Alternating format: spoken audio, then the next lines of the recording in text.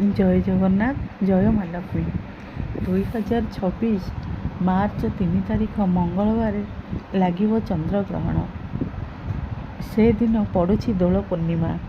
दिन 3टा 20 मिनिट 17 सेकेंडरे ग्रहण लागिव, किंतु सकाळ 6टारे हांडी छाड़ हेब।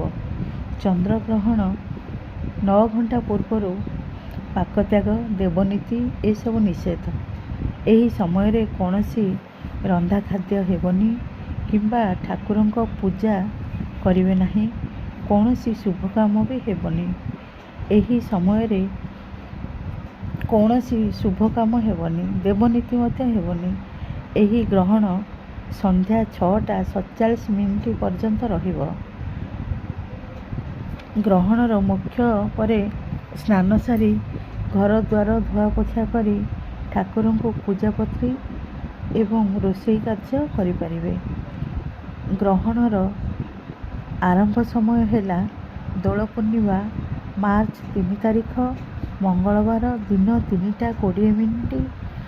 ମୁଖ୍ୟ ସମୟ ସନ୍ଧ୍ୟା 6ଟା 47 ମିନିଟ୍।